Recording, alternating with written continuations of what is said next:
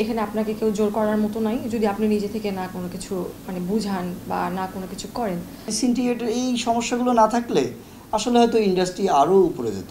হয়তো বা আমি এটা ফেস করে আসছি। সর্বনাশ করতে হবে প্রথমে, তারপর নতুন মানে শুরু করতে হবে।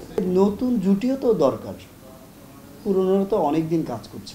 সিন্ডিকেট নিয়ে আমার অভিজ্ঞতা তো খুবই চমৎকার।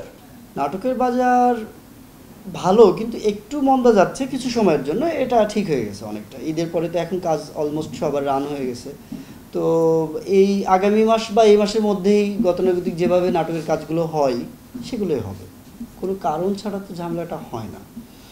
এখন কারণটা বিভিন্ন কারণেই এগুলো হয়, যেরকম ধরেন যে একজন সেটে আসলো না, বা হচ্ছে গিয়ে সেটে আসলো কিন্তু টাইমলি কাজটা করছে না, বা কাজে মনোযোগ নাই, এই ব্যাপারগুলো যখন থাকে তখন ধরেন ঝামেলাটা সৃষ্টি হয়। কিন্তু আমার টিমে বা আমার ইউনিটে এখন পর্যন্ত এরকম কোনো ঝামেলা হয়নি।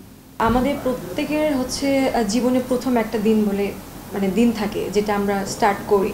তো ওই দিনটা থেকে যদি কেউ কাউকে একটু হেল্প করে, সে অনেক বেশি হচ্ছে মানে ইন্সপায়ার হয় যে ঠিক আছে আমি পারবো বা আমার দ্বারা এটা পসিবল।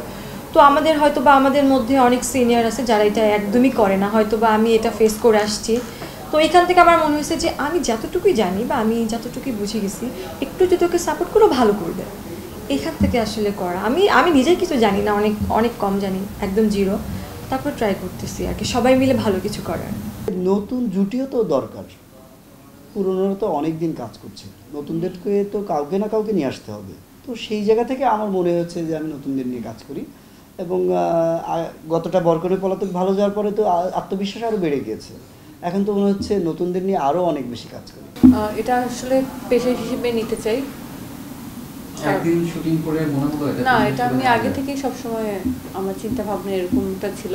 হয়তো বা আমি এই গন্তব্যে পৌঁছাতে পারিনি, কিন্তু ইচ্ছে ছিল অনেক আগে থেকেই। পরিবারের সাপোর্ট পাচ্ছেন?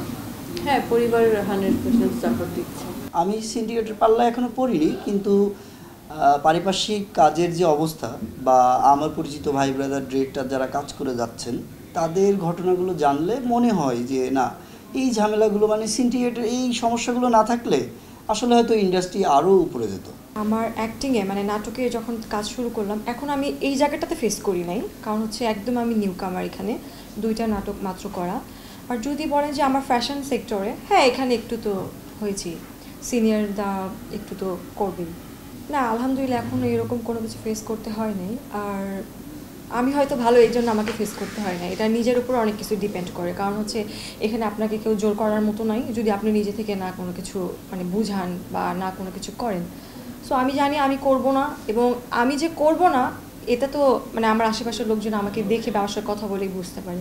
দ্যাটস ওয়াই হয়তো বা আমাকে কখনো খারাপ কিছু এখনও বলে নাই বা সামনেও বলবে না ইনশাল্লাহ। আমার এখন এরকম কোনো কিছু ফেস করতে হয় না।